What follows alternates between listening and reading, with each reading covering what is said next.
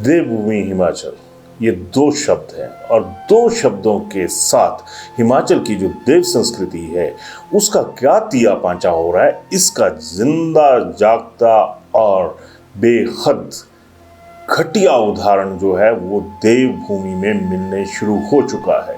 अभिवादन स्वीकार करें, मैं उदय पठानिया। आज मैं बात करूंगा श्री आदि हिमानी चामुंडा जी का जो मंदिर सड़क किनारे चामुंडा जी में है उसको लेकर। चामुंडा जी में इन दिनों जो सौंदर्यकरण है उसका काम भी चला हुआ था और अब जो मंदिर का गर्भगृह है जहाँ पे माँ की मूर्ति स्थापित है उसका काम भी चला हुआ है। लेकिन जरा ये एक सीन देखिए जो बेहद शर्मनाक और लानत भेजने लायक है। जरूर देखिए जरा नजर क्या आ रहा है। तो आपको नजर आ रहा होगा यहाँ पर पत्थरों का ढेर, रेत बजरी का ढेर। अब आप कहेंगे कि ये रेत बजरी का ढेर जो है अगर कंस्ट्रक्शन का काम चला हुआ है तो ये कोई नई बात नहीं है। नई बात भी है और ये शर्मनाक बात भी है। शर्मनाक बात इसलिए क्योंकि ये उस माँ के आंगन में हो रहा है जिस माँ से जाकर हम लोग, आप लोग, आम आदमी अपने घर आंगन की खुशियों को मांगता है। ये वहाँ का नज़ारा है, नज़ारा कहना गलत होगा, ये वहाँ का एक तरह से दुख भरा, चिढ़ भरा सीन है जो मां के आगे बिखरा हुआ है प्रशासनिक और सरकारी लापरवाहियों की वजह से। अब यहां पर आपको दो शेर भी नजर आ रहे होंगे, जरा ध्यान से देखिए।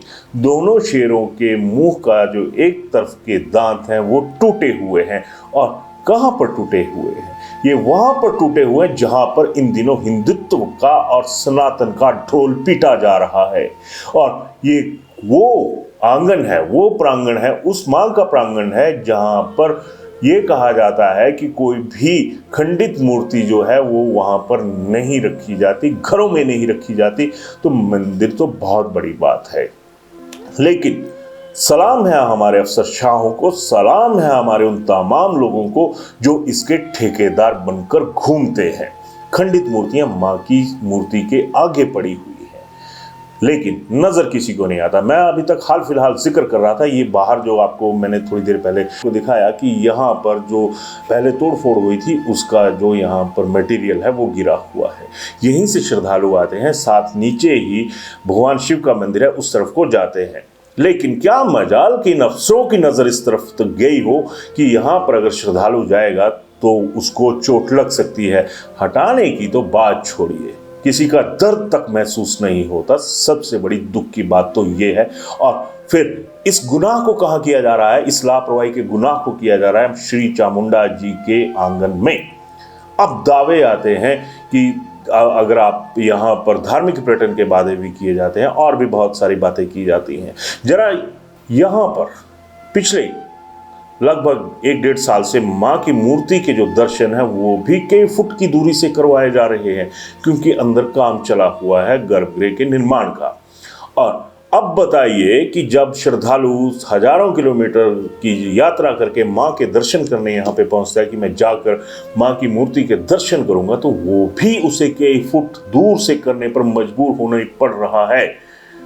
अब सरकार अपनी नजदीकियां जो जनता के साथ दिखाने का दम भरती हैं, वो सरकारें ही भगवान के पास से आम आदमी को दर्शन करने के लिए सुविधा मुहैया नहीं करवा पा रही है। अब सवाल आता है दूसरा, जो कि सबसे बड़ा अहम है, वो ये है कि यहाँ पर एक सूचना के मुताबिक जब इसका गुंबद बनना था गर्भगृह के मंदिर का और इसका सौंदर्यकरण होना था, तो पहली किश्त में इसे लगभग 1,81,00,000 रुपए सैंक्शन हुआ और बाद में 2 किश्तों के तहत ये 3 करोड़ के करीब पहुंच गया। और बन क्या रहा है, ये सबसे बड़ा सवाल है। बन रही है कंक्रीट की इमारत जिसमें कोई ऐसी शैली नहीं है जिसे देखने के लिए यहाँ पर कोई आए। हिमाचल में ही कई ऐसे मंदिर हैं जिनकी जो निर्माण की जो शैली है उसको देखने के लिए ही लोग आते हैं। भगवान का क्या है, भगवान तो हर जगह एक है, लेकिन हिमाचल में जिस कांगड़ा को टूरिस्ट का हब बताया जा रहा है कि हम टूरिस्ट की कैपिटल बना देंगे, टूरिज्म की कैपिटल बना देंगे, वहां पर भगवान के साथ ही क्या खेला हो रहा है, ये सबसे बड़ी शर्मनाक बात है। हिमाचल सरकार या हिमाचल की नेताशाही जो मर्जी कहें या अफसरशाही जो भी है, वो एक तरह से श्री चामुंडा जी वाले जो मंदिर है उसके निर्माण में अंधी प्रतीत हो रही है। इसकी भी वजह है इन लोगों ने राम मंदिर अयोध्या से कोई सबक नहीं लिया, दिल्ली में बने अक्षरधाम से कोई सबक नहीं लिया।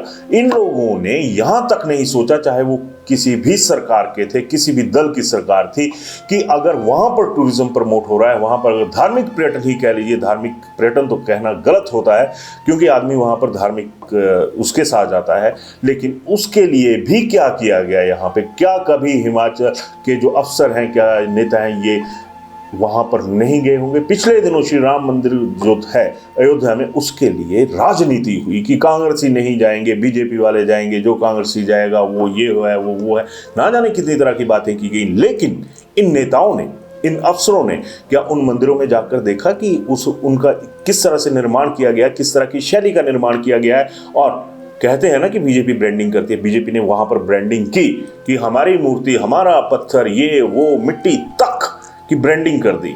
और हिमाचल में क्या है, यहां पर कागजी दावे नजर आते हैं। मां का जो आंगन है उसको उजाड़ कर रख दिया गया, वहां पर भी किसी का कोई ध्यान आज की डेट में नहीं है।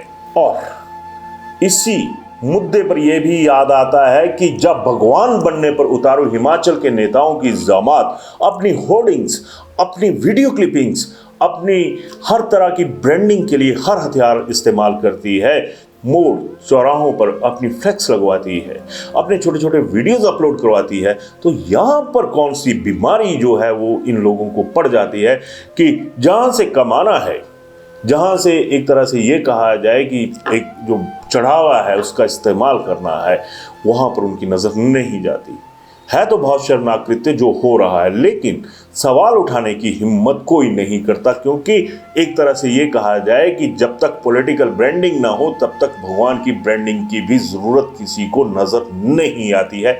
ये आज की डेट में एक बहुत बड़ा शर्मनाक पहलू जो है वो बन चुका है।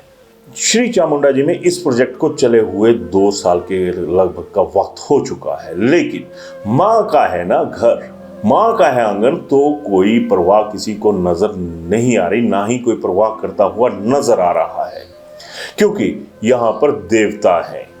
अब आप जरा थोड़ा सा ये देखिए कि पिछले दिनों हिमाचल में क्या बवाल उठा था कि मंत्रियों के कमरों पर इतना खर्च हो गया, मंत्रियों के घरों पर इतना खर्च हो गया, यहाँ तक कि इसकी आंच जो है वो विधानसभा तक पहुंच गई।